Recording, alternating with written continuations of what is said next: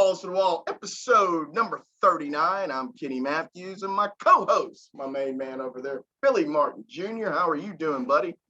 Hey, it's a good day. I'm watching the Yankees Red Sox. One of the best, if not the all-time series of all sports, right there in Fenway Park. And we have even an old school mustache coming up there, and Chris Carpenter. There you go. We do appreciate you guys listening to Balls to the Wall. We appreciate if you guys would subscribe to us. Just all we need to do is click the like button and make a comment for us on Rumble, YouTube, Spotify, and Anchor. Also, we're on Twitter, all that good stuff. The comment part is the number one thing that really helps us out. Tell us if we're doing something good. Tell us doing something bad. I do want to say thank you guys for everybody that reached out to me after we had the Balls to the Wall short last week with our main man, Billy Martin Jr. We talked about the SI article that he had, living with dad. You know, that was great. Mike Hampton reacted on former Major League pitcher Mike Hampton. He reacted on that from last week. So it was nice. Brady Tinker, that was big with the Prime Sports here in the Metroplex here for a number of years. He reached out. So it was really nice to get a lot of positive feedback. And I think that had a lot to do with how great the story was. And then also Billy Martin, just how revered your dad still is, you know, and it's been a long time since he's been gone, but, you know, he still brings up a whole lot of, let's say this, opinions one way or another. Absolutely. Yeah, so that was good Absolutely. stuff. We appreciate it, though, you doing that last week. Hey, I did want to say is like shortly after we taped last week, Balls to the Wall short, heck, we got a bombshell in college football. The boys of Troy from USC and the boys from Poly Pavilion from UCLA said, you know what, we're not going to be with the Pac-12 any longer. We're going to be Big Ten members, and we're going to do it in 2 years, nonetheless. Billy, that stunned me from a few different perspectives here. After Oklahoma and University of Texas had gone to the SEC about a year ago, almost a year ago to the day, the alliances, the other four conferences all kind of met together and say, hey, let's all kind of stick together. We don't want the SEC to get too much bigger. You know, we got to figure out how we can compete with the SEC, kind of a handshake deal, you know, amongst all of them. And it took less than a year for somebody to break that, you know, the agreement. It stunned me for a lot of different reasons. And I guess the number one reason is that the Pac-12 has already been kind of being pushed away anyway over the years anyway as you get going. Now you lose your two, besides Oregon, you've really much have lost your two prestigious teams in that conference out there, and the LA market, which I feel the LA market's a little overrated anyway. I think there's too much to do in LA. I don't think you have hardcore sports fans, you know, not enough hardcore sports where they're rabid. They're not like that. UCLA hasn't sold out that Rose Bowl in I don't know how long. You go to USC, the last games at the Coliseum, there's a lot of empty seats. So it's not a rabid fan base. Don't get me wrong on that. But still, they're premier. I mean, USC has tout, you know, amongst America still, even when they're down. That's shockwaves. But for the Big Ten, it's an absolute home run for them. They get to recruit the LA guy and say, hey, we're going to come play in LA every other year, whatever may be the case. Our games are going to be on TV. It's huge for the Big Ten. And I did find this out. The Big Ten is working on a new contract. Now you add the LA market to that. Yeah.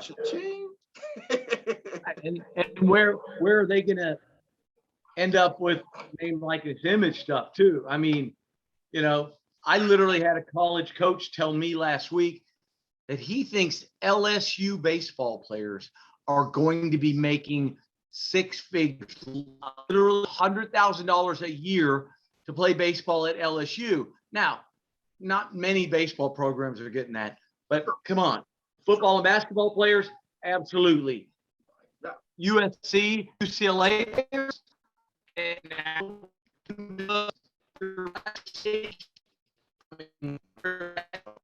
yeah. Well, and think about this in the baseball side of things. UCLA now has kind of replaced USC as in, the better baseball program of the last 15 or 20 years. USC was the preeminent college baseball team for a number of years, probably from the early 60s to about the mid 70s, the late 70s. I mean, Ron Ditro did a great job winning national championships left and right.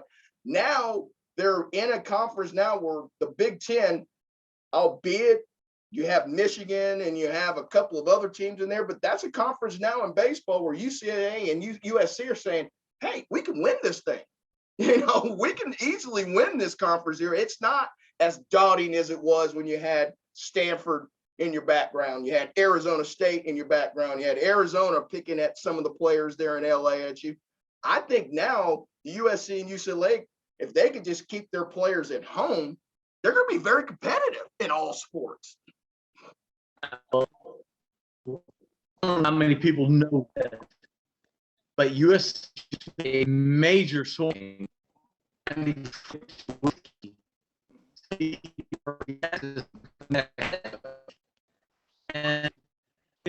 we're talking about a lot of money, right? California. And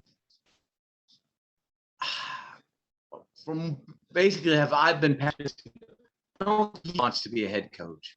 There's just so much extra work.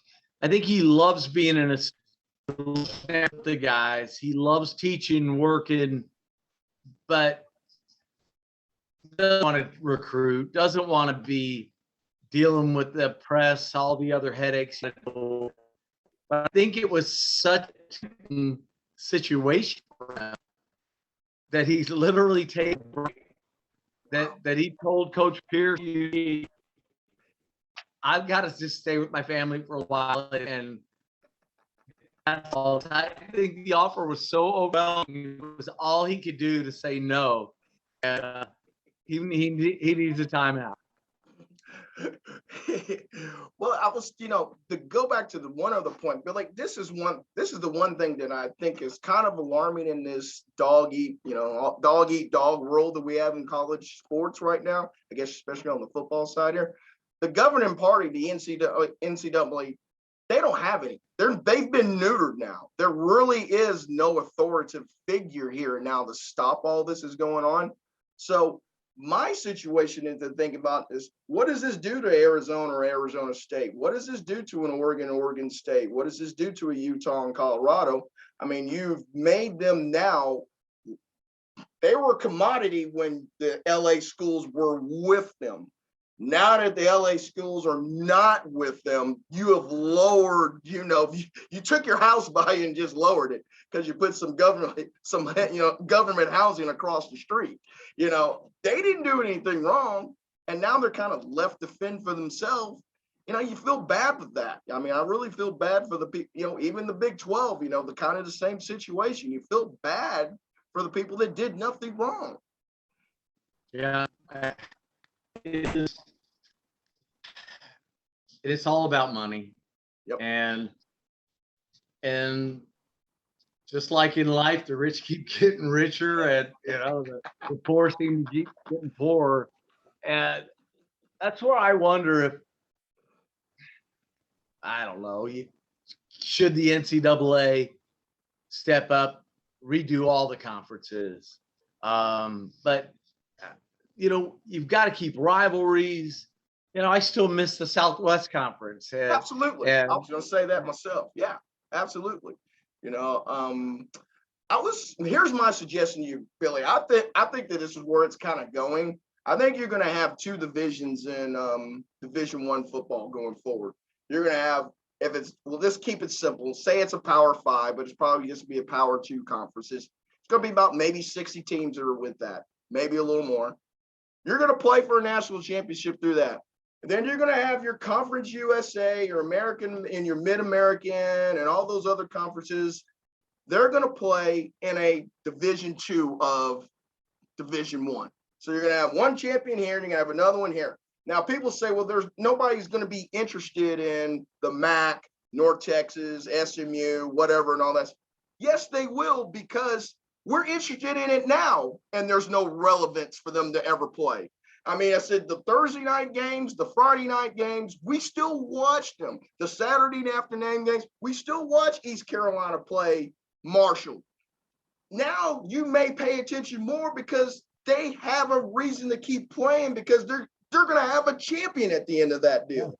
You know, now you may pay attention even more so now. I don't know if Boise State, I don't know if, something of that, Wyoming, whatever. There's going to be enthusiasm in fan bases that maybe waned in late October or November when they lost 5 games already and they're just holding out hope that they can go to a meaningless bowl game. Now you have an opportunity to salvage your season and play. So I think you can actually have 2 champions out of that. I know TV and all that other stuff has to kind of get worked out, but I think it may be a boom for both. Well, I hope you're right because, I worry about football's longevity in our world anyways. I mean, how many parents do you know that are letting their kids play Pee Wee football now? And I know so many that won't. And what's going to happen 10, 20 years from now? Are they going to have to do 7-on-7 at high schools? And, are a bunch of programs going to leave? Are the football players going to have to go to special schools like IMG academies or something?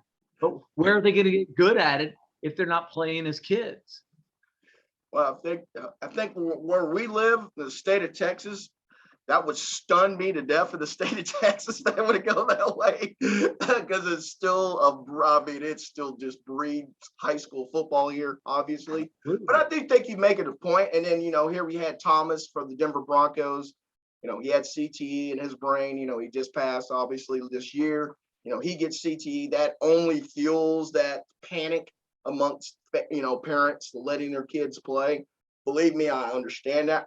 I'm glad I'm old enough that I don't have to make that decision. I don't have any kids that I have to tell my kid, no, he can't play or he can play. But for my grandkids' kids or my daughter's kids, you have to make that decision. And I respect it either way.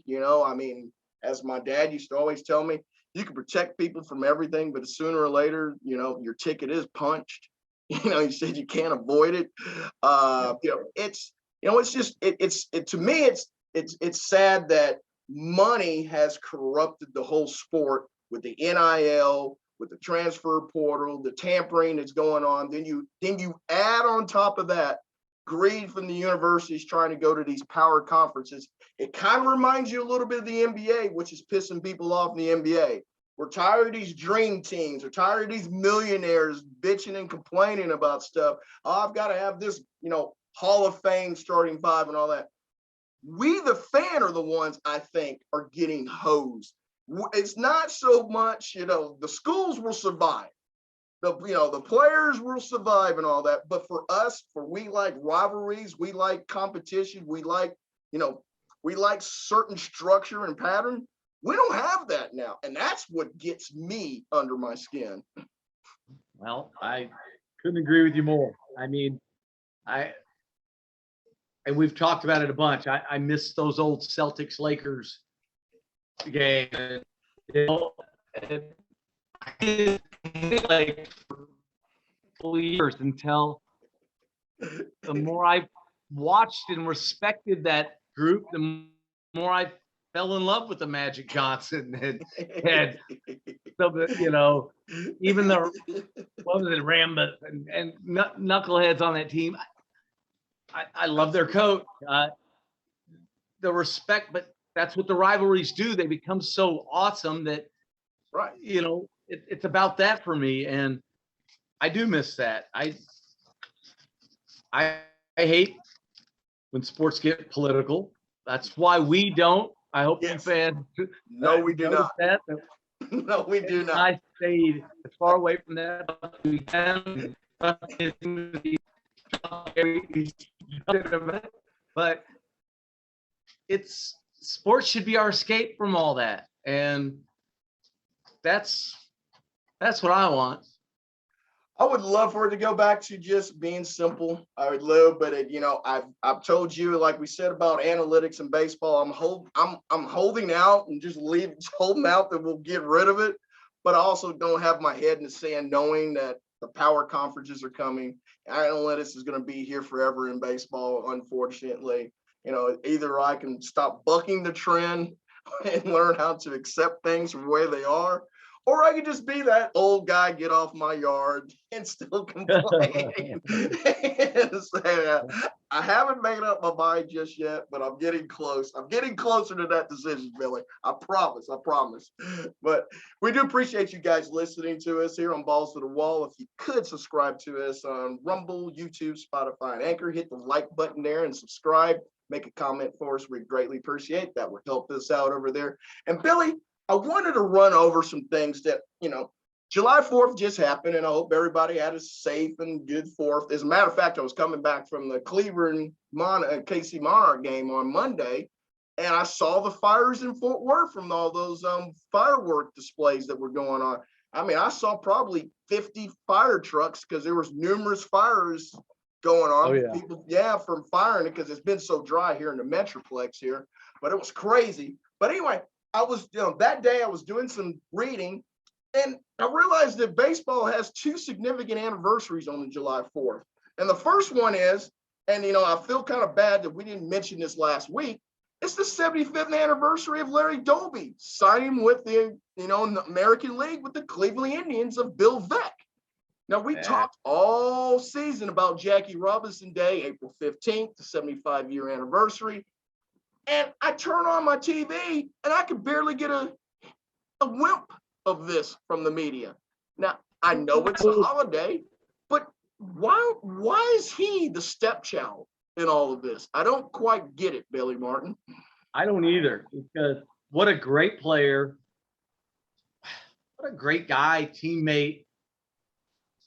And has that just been overshadowed by Independence Day all these years? I mean, it must be what it is. It's got to be, because it's celebrating our country, and so maybe that's why it's been overshadowed so much. Think about this. Bill Veeck probably meant more to baseball than Branch Rickey at that time. Branch Rickey was kind of redeemed as a stingy son of a gun, and all that. And nobody liked him. At least with Bill Veeck, you had fans. He was animated as crazy, but I just was stunned to not hear any hoopla coming up to it, and then nothing on the day of. And then when all the, the shows come on Tuesday after the holiday, your talking shows, no mention of it at all. So this is what I did. I went back and did the old research on Mr. Larry Doby. And this is, when I give you these stats, you're going to even be more mystified why we're not talking about him at all. First, okay, obviously he was in the Negro Leagues from 1942 to 44. And then he had to go to the Army for a couple of years. So he came back for the 46 and 47 season. Well, halfway through the 47 season. He was a 7-time All-Star in the MLB from 49 to 55. He was a Negro All-Star League in 46. So that's 8 All-Star games in consecutive years. He was the Negro League champ in 46, 2-time AL home run leader in 1952 and 54. He was the RBI leader in 54. He was voted into the Hall of Fame in 1998 by the Veterans Committee. Now, you could probably say that his stats in MLB was not enough, but when you combine it with the Negro League, you can get him into the Hall of Fame. And then this is the one thing that got me. I forgot he managed the Chicago White Sox in 1978. I completely whiffed on that, Billy. I was like, so Frank Robinson broke the color barrier just 4 years prior to that, but we had another one that was doing it in 78. So did he piss somebody off that we don't know? I think he was such a low-key guy. I think he just wanted to talk with his numbers. And I mean, you gotta, I mean, yeah, we all saw 42 and we There's can no movie imagine, behind it. Yeah. you know, but And he wasn't the activist that Jackie Robinson was post baseball career too. I mean, I understand Jackie was diligent about that, left the game early to chase that, in the 60s. I get that. I just don't understand how he can just get passed over so easily. you know, No. just, One of his stats that still blows me away is 9 in 17 seasons, 945 walks, wow. 1,011 strikeouts. I mean, come on. I mean, Gallo's already got that for a career in strikeouts in 4 years. I mean, basically, lifetime average, basically 300, 400 on 500. Freaking stud. And he played the World I Series. have heard that he was really a low key guy, and you think about that because we want everybody like that to be outspoken, but some people just aren't built that way.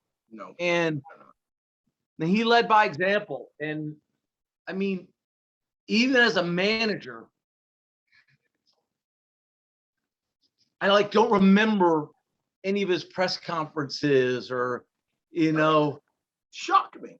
It shocked me. It caught me off guard. I was just like, whoa, I didn't know he was a skip in '78. I said, Jimmy Persall's in the booth and, Harry Carey's in the booth and, they've got him as the skip. I had zero idea, and that was what, a year before blow up disco at the at Comiskey, it's just crazy to me, I really didn't know, but I did want to give Larry Doby props. His son comes on the Baseball Network often, and he kind of is, what's that, the extension of Larry Doby, kind of like you are with your dad, being able to kind of fill people in on things about father just that people didn't know much about, and so they kind of live a little through you guys on that. So and his son comes across really well spoken. He really brings a lot of attention to Larry Doby, what he did, and some of the tough things, obviously that he had to kind of go through in the American League. We don't document those things. So it seems like all the stories are about Jackie and what he had to go through. And he's just as equally as important to the game of baseball from Black American that Jackie was. It's just a shame that some of us have forgotten some of those things and how great of a player he was too. I think that also gets kind of dismissed too, because that it was really eye-opening how good of a player he really was. Well, that's kind of, you think about an Elston Howard, Yeah. Who the first Black Yankee and only Black Yankee for a long time too. Yeah. Right. And think about being Yogi Berra's. Think about even just signing up to be Yogi Berra's backup. Hall of Famer, 10 rings. I mean, you really think you're ever going to get a play? And well, thank God Casey Stengel brought up the platoon a few years before Elston came on the scene, and that's why you see a lot of highlights of Yogi in left field and Elston behind home plate. Or you'll see, there's a reason why, you get a lot of that. It's because Casey said, I got a lot of good players over here. I need to get them in the game.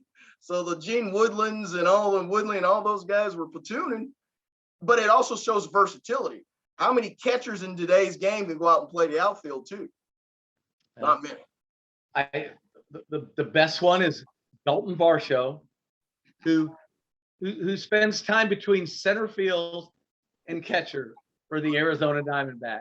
It's unreal. What? Yeah. Strong up the middle is what we call it, right? Well, I guess, Craig Biggio was another one. I mean, he went from catcher, went to second base, and carved out a Hall of Fame career, which I have to. He was voted into the Hall of Fame. Yep. I'll leave it at that. Well, hey, you know what? He was great. Let's look at a different facet there. Nobody wants to look. He says just Big Poppy, who we know tested positive for steroids. There are other banned substances, and Craig Biggio for many years did greenies. Now, we're not talking about anything illegal here, but it's speed that are supposedly banned substances, even though every damn clubhouse I remember as a kid had a big jar of them. I was going to ask you, I said, do you have that big jar in the Bronx when you were a little kid?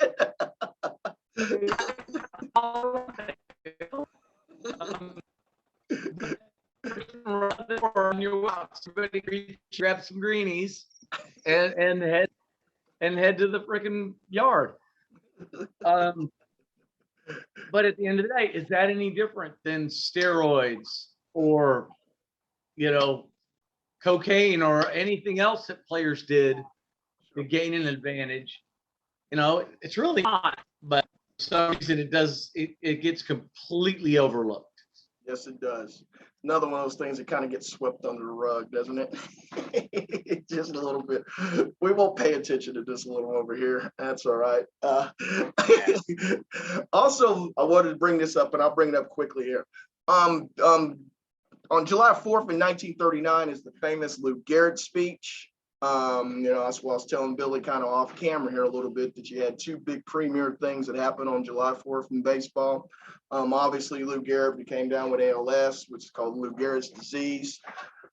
The reason I'm kind of bringing this up a little bit is because you can't find a total speech anywhere on the internet. It's always bits and parts of it. No, it's like nobody has a single from the first word all the way to the end. But I'm thinking it's 1939. You would have thought that we would have had that technology-wise by then. But from everything that I've read about Lou Gehrig, I mean, he was just one of the best humans before that played the game. Very smart, Ivy League school guy. The thing that I wanted to say about this is that I thought that there's some stats that I know that you're going to absolutely just go giddy over here about Lou Gehrig. And he had 6 seasons where he batted .350 or better. He had a .369 average in 1930, and this is for a slugger. I mean, this is not your Rod Carews, your Tony Gwynn's, your Wade Bogg type guy. This is a guy that was a slugger. Plus, he batted .349 one of those seasons. So let's say he had 7 seasons where he batted .350 for a slugger in 14 years. He led the league in runs scored 4 times, homers 3 times, RBIs 5 times. In 1931, he had the AL record 185 RBIs. That's only second to Hack Wilson, who had 190, but he was in the National League. 185 RBIs. That's unreal to me. He was the youngest player ever elected into the Hall of Fame. They had a special election process due to illness, so he got in at 36. He was an All-Star 7 times, an MVP twice, World Series champion 6 out of 7 times that he went there. And the last but not least, he was a Triple Crown winner in 1934. Listen to this Triple Crown: 363, 49 home runs, and 165 RBIs. That guy's back of his baseball card is loaded with stats. I mean, it's unreal.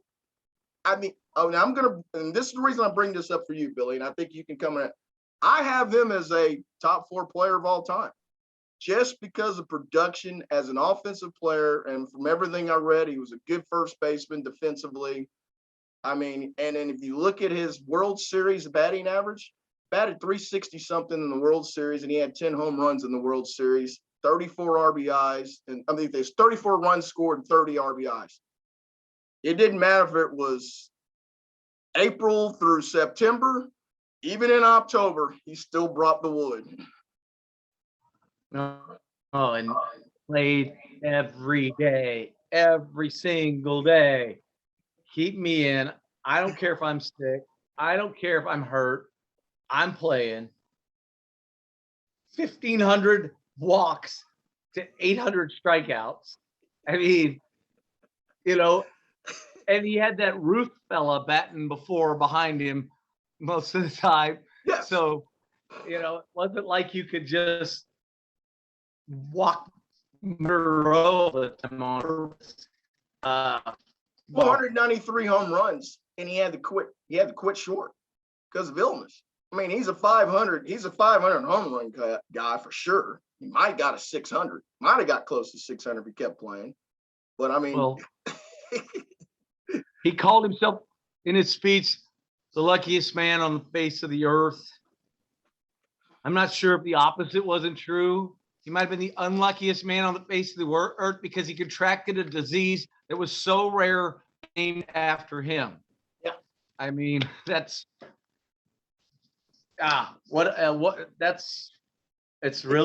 sad. How could that guy that set the all-time record for consecutive games played be the guy that gets that disease? And as we said before, one of the most respected guys to ever play the game, as in off the field, on the field. As a matter of fact, I read a quote from Alexander, the pitcher, the great Alexander, the pitcher. He said, "We didn't throw at Lou Gehrig at all because we had no idea what he would be like if he got mad." You play in that game that long and nobody ever saw you get pissed off or mad. You want to talk about being within yourself and being locked into what you needed to do. And the only thing that you can ever say about Lou Gehrig and Babe Ruth, they stopped speaking. And the rumor has it is that because Lou Gehrig's wife and Babe Ruth may have had relations, and you hate to, see it kind of get tainted, but they made up at the end when Babe Ruth showed up at this speech. And then Babe Ruth gave him a Yankee sweater at this speech. And you can see that those two iconic players that played, number 3 and number 4, and the only reason they were number 3 and number 4 is because the Yankees, it was how they number their players by the batting order, during that time. But it's just amazing to think that two iconic guys like that were not talking for several years because of this. And you're still going out there, belted out 50 home runs, 165 RBIs, and playing every day in flannels. Flannels. Oh, and nobody knows what those feel like. I mean, I literally, my father said his jersey felt like it weighed 50 pounds after a game because it was so heavy anyways, and then it'd be soaked with sweat that, it was just like taking it off was just like such a relief. But think about this. Two guys were such opposites. Babe was such a wild man. Lou was such a good guy, family man. Absolutely. Great example. Absolutely. Well educated. About true professionals, the constant professionals that found for so long to make work. Yeah. And hopefully what you said earlier didn't happen, but I've heard it did too. Or whether or not it did, there was something wrong going on. They even did things together in the off season as professionals, had their own little barnstorm teams and stuff. And there's some rumors that there was some tension there on the barnstorming things the last few years too. Yep. Might have been where the events may have happened, but that's innuendo and rumor. We can't cement that. But yes, but then you talk about this a lot about how much money these guys were making on the barnstorming, and they were making more money on the barnstorming than they were in Playing for the major leagues. Yeah. You know, Yeah. especially when they were incorporating the Negro leagues during that time in the off seasons. You know, you talk about packed stadiums. Yeah, it was packed mixed stadium. It was full of blacks, full of whites watching these barnstorming events in these cities throughout the country. And that was a huge moneymaker, man, for those guys back in the day. Yep. Well, that's another thing. Babe Ruth, that's one thing he doesn't get much credit for either. Is Babe was a friend of the black man, big time. And rumors that he is a black man. he took pride in that, though. He would go visit those guys, go out on the field with them, go hang out. Not just the barnstorm and stuff. I mean, just to be a friend. Yeah. And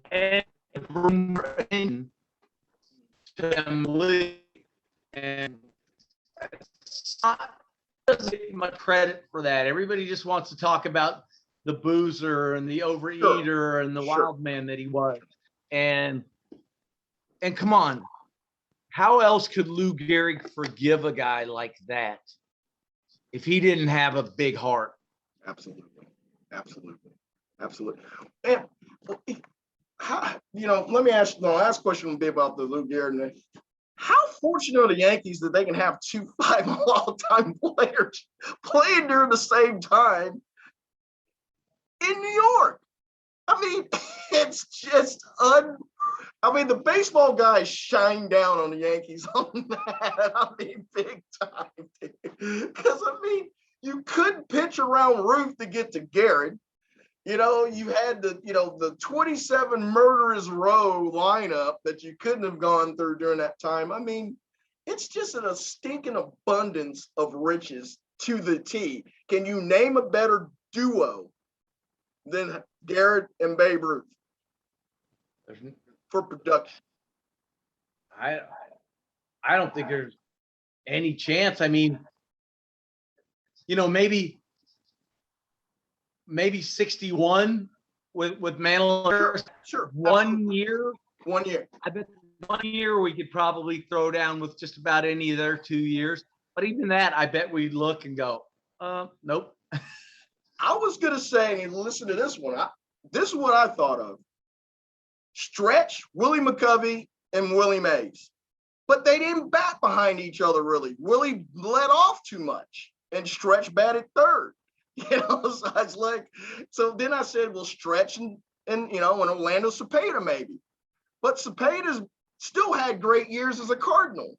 So I couldn't say that they had enough years together in San Francisco. But yeah, it's an embarrassment of riches to think that they have those two guys plugged in their lineup with no load management, with no any of this. They just put them in the lineup every stinking day and say, all right, who's going to hit the farthest home run today? I mean, I'm not sure I wouldn't have just walked them both. Yeah. Every time we played them. Just taking my chances with the rest of the team. Let Babe Ruth clog the base pass is what you're saying? Okay. No, that's a misnomer. Better athlete than people know. Yes, he was. Yes. Well, because we only saw video of him at the very end of his career. And he was jogging. Well, yeah, because he just hit a home run. Yeah. But yes, he ate too much. He drank too much. And at the end of his career, they didn't know about working out back then, or, that's what spring training was for, to get in shape for the season. But he was, he was a legit athlete, a runner. Obviously, he had a hose. He's one of the best pitchers in the history of the game.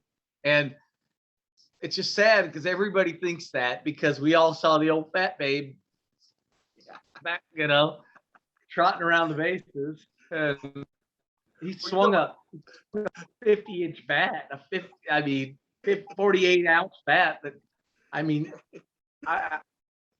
not sure I wouldn't shard just swinging it. But anyways. Well, I was thinking next week, I think we should do like a Mount Rushmore of baseball. Who would you think would be your four best? And, obviously, I would say you just need to figure out three, because we know who number one is, on that. Because I know a lot of people say a lot of things, but I think Babe Ruth is the best ball player to ever lace them up, and regardless of what era it was or what you did, because he was the best at either on the mound or on the plate. Either way, it didn't matter. Kind of what Ohtani's kind of done here the last couple of weeks, But anyhow, he did it at a higher level. But yeah, we should do the Mount Rushmore of baseball, I think, next week. I think that'll be really good to see who that would be on there. And I'm not going to put any kind of stipulations on what it should be, if it should be an offensive player, baseball, just whatever you think is the Mount Rushmore for. You don't have to quantify it any kind of way, but I think that would be really interesting to see what we kind of come up with, because we know the Babe is on it for sure. It's just who's the other three? Who are the other three? That's a pretty good one. So we'll definitely do that next week for you guys, and we definitely appreciate you guys listening to us. We hope you can subscribe to us on Rumble, YouTube, Spotify, and Anchor. And I did want to do one quick thumbs up, thumb down, and I'll make it all in one. I'm going to give the thumbs up to Baker Mayfield. And the reason I'm doing this, he finally did get another team, somebody that actually does want him. But either way, he was going to get his $18 million. It didn't matter if it was I'm sitting out the year or I'm going to be on a team somewhere. He got $18 million guaranteed, regardless of what the Browns have done. And I'm going to give the thumbs down to whoever is in the Browns organization, period. You were the only team I know that crapped the bed twice. You diminished your only valuable commodity in Baker Mayfield by signing Deshaun Watson, bidding against yourself, giving him $240 million guaranteed. Now, you did it so bad that you have a disgruntled Mayfield that said, I'm not playing for Cleveland, regardless of if he's getting suspended or not. And now it's heavily rumored Watson's going to be out again next year. So who's going to be the quarterback for the Cleveland Browns next year? You're going to have $1 million to Watson, $18 million to Mayfield, but neither one of them's going to be lining up behind the center next year.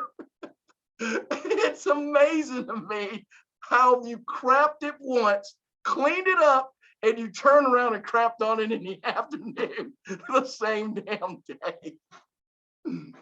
Well, they may have made an even bigger mistake in the early 70s when they didn't sell their team to the great George Steinbrenner. Because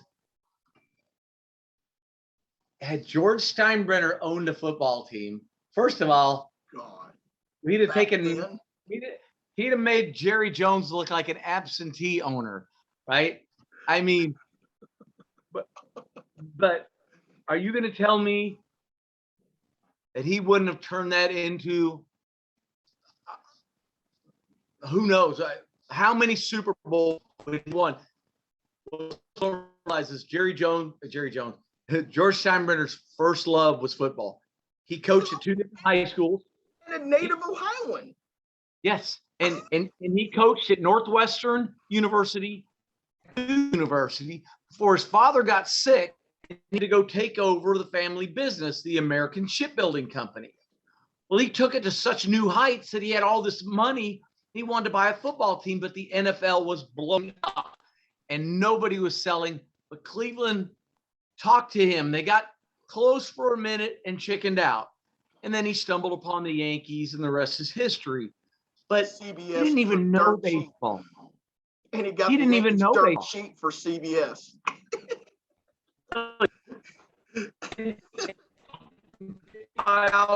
Own dollars to be the principal owner of the $4 billion New York Yankees now. I mean, wow. Like $7 million or something. I mean, it's a ridiculous number. And you have to remember when he bought the Yankees, they were on a down slide then. They were sharing, they were for what, 7-8 years an afterthought, and I mean the Mets had taken over the number one team at that point in time in New York when he bought them. Just think about the new stadium that would have been built in Cleveland then. He renovated the Bronx, the Yankee Stadium shortly after he bought the team. But I mean, he would not have had the mistake by the lake long, I think, in Cleveland then. And as much tradition as the Browns had at that time, a lot of people forget how good the Browns were in the 50s and the 60s with Otto Graham and Jim Brown, and then Jim Brown. Gary Collins. I mean, they were a loaded team back then, and him to inject his money and passion for winning. Oh, and his knowledge of the game. I mean, think about how many owners were college football coaches. I mean, seriously, look at Jerry. Jerry played college football and was a national championship as an undersized offensive lineman.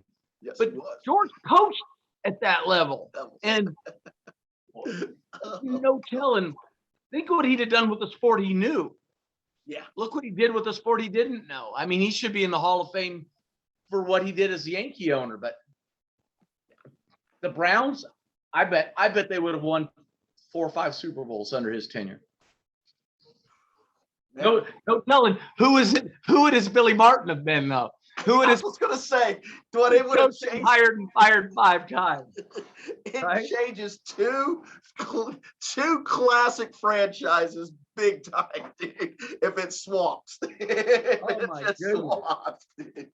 Because the CBS managed Yankees is not putting money into that team to be competitive in the 70s. They're not throwing every ounce and fabric and fiber in their body into every day of winning like Steinbrenner did, or like Billy Martin Sr. tried to do. There's just, you didn't have that. But wow, the change of events that would have been if that event would have occurred. Wow. Yes, Cleveland Browns. I'll agree with Billy Martin Jr. You get a 2 thumbs down. And enjoy Jacoby Brissett behind the center this year for your Cleveland Browns. I mean, you've got a loaded veteran team and you're wasting another year of veterans wear and tear and playing in the National Football League. Your window is closing. It's closing. So Deshaun Watson's going to have 2 years of not playing professional football. Good luck with all that in 2023 for the first time signing up in 2 years live action. I mean, good luck with that. But yes, Baker Mayfield, enjoy your $18 million. And you know what? Charlotte, Carolina, not a bad city for a year with $18 million in your pocket. I think you can find a pretty decent residency somewhere there. I think you can. But thank you, guys. We do appreciate you listening to us here on Balls of the Wall, episode number 39. We will be back with you guys next week with our baseball rush, Mount Rushmore. We'll be back with some more of your sporting events. And again, I want to say thank you, Billy, for the Balls Wall short last week. Like I said, we got a lot of positive feedback on that. And like I said, we shedded a very nice light on how you grew up and, growing up with your dad, what it meant and all those kind of things. And the sharing, I had somebody talk about the Fenway story about you sharing Thurman Munson's glove. I was like, if that guy only knew if he could have just put it in his bat bag and snuck out the back door, how much that glove would be worth now. I should have kept 20 things.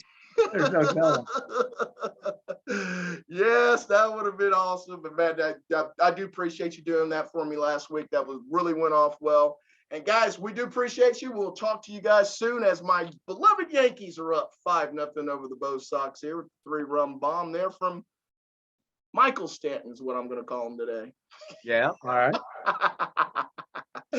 Thanks so much.